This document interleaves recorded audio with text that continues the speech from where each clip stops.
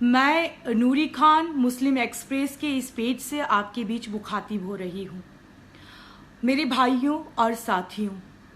एक बहुत बड़ा सवाल है और एक साजिश है, एक षड्यंत्र है। और सवाल किसी आम आदमी ने नहीं बल्कि लोकतंत्र के चौथे स्तंभ ने उठाया है। और जवाब देने के लिए आज मैं आपके बीच हाजिर हुई हूँ। जी हाँ, सुधीर चौधरी ने डीएनए के माध्यम से ये पूछा है कि मुस्लिम औरतें बुर्का क्यों पहनती हैं। मुझे ये समझ में नहीं आ रहा है कि इस देश में एक तरफ तो जो महात्मा गांधी की हत्या करके यानी कि नाथूराम गोडसे की विचारधारा के लोग जब सरकार में आ जाते हैं और सरकार में आने के बाद जब नाथूराम गोडसे का मंदिर मध्य प्रदेश के ग्वालियर में बनाने के लिए उनकी मूर्ति तक स्थापित कर देते हैं, तो ये लोकतंत्र का जो चौथा स्तंभ है, देश की आज़ादी में जिसका बहुत बड़ा रोल रहा, वो सवाल नहीं पूछता है कि महात्मा गांधी की हत्या करने वाले नाथूराम गोडसे का मंदिर क्यों बनाया जा रहा है। दूसरी तरफ देश के प्रधानमंत्री यानी कि चौकीदार ये कहते हैं कि मैं एक सर के बदले 10 सर लाऊंगा, और जब कश्मीर में उनकी ही सरकार, ऐसी स्थानीय सरकार या ऐसी राज्य सरकार जिस पर आतंकवादियों के साथ हाथ मिलाकर सरकार बनाने का आरोप लगा हुआ हो, जब कश्मीर में हिंदुस्तान के, मैं कहना भी नहीं चाहती हूं कि पाकिस्तान जिंदाबाद और हिंदुस्तान के मुर्दाबाद के नारे लगाए जाते हैं, तो ये जो अंधभक्त हैं और ये जो लोकतंत्र का चौथा स्तंभ है, वो कोई सवाल नहीं पूछता है।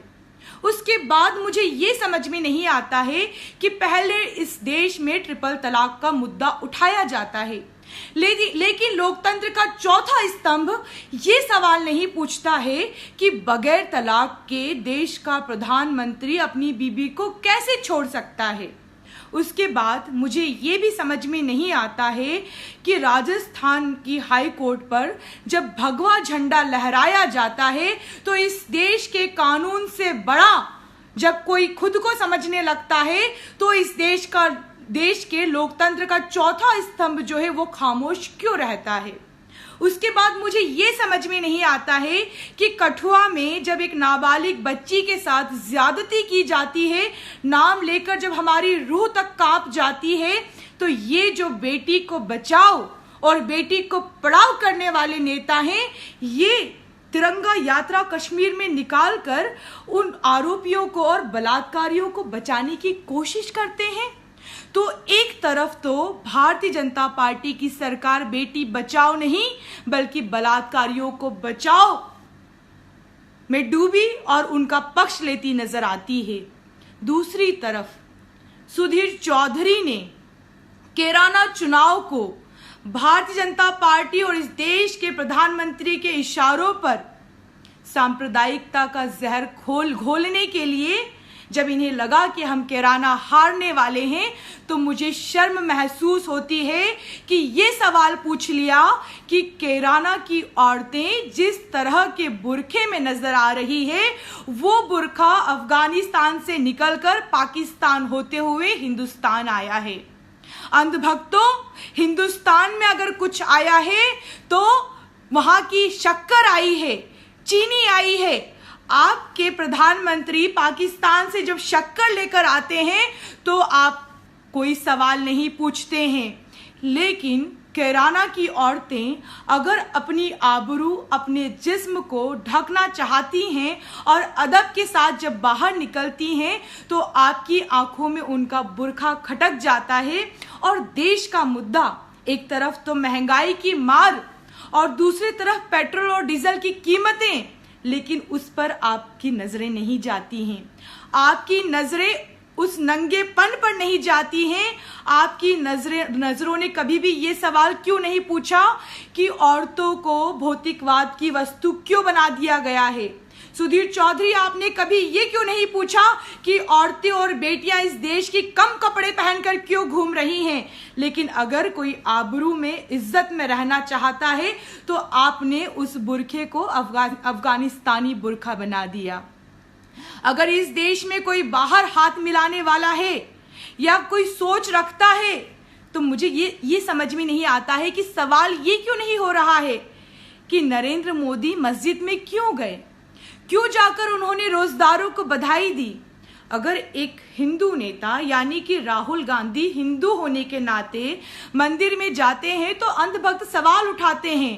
कि राहुल गांधी मंदिर में क्यों गए। लेकिन आज जब आपके प्रधानमंत्री मस्जिद में जाते हैं तो क्यों आप सवाल नहीं उठाते हैं कि क्या ये तुष्टीकरण नहीं है? क्यों नरेंद्र मोदी जी मस्जिदों में जा रहे हैं? क्यों नरेंद्र मोदी जी सर लाने की बजाय शक्कर ला रहे हैं? लेकिन बड़े अफसोस की बात है सुधीर चौधरी जी, अगर आपकी घर की माँ, बहनें और बेटियां अर्धनग्न होकर, या मैं बड़े ही मुझे कहते हुए शर्म महसूस हो रही है कि अगर आपके घर की बेटियां अगर बगैर कपड़ों के भी घूमेंगी तो इस देश के मुसलमानों को कोई आपत्ति नहीं है। लेकिन इस देश के मुसलमान और इस देश की मुस्लिम औरतें अगर आबरू में रहना चाहती हैं, इज्जत में रहना चाहती हैं, बुर्का पहनना पसंद करती हैं, तो ये उनकी आजादी का सवाल है। इस देश में हर नागरिक को अपनी इच्छा से खाने का, रहने का, बोलने का और कपड़े पहनने का और धार्मिक स्वतंत्रता दी गई है। आज लोकतंत्र के चौथे स्तंभ होने के बाद आप उस देश के संविधान पर कुठाराघात कर रहे हैं,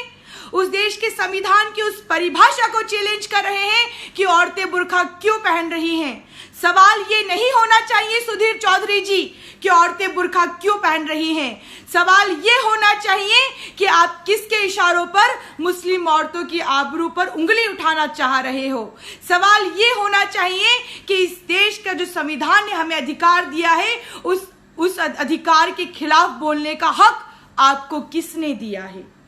मुस्लिम औरतें, अगर मैं अपने अनुभव से कहना चाहती हूँ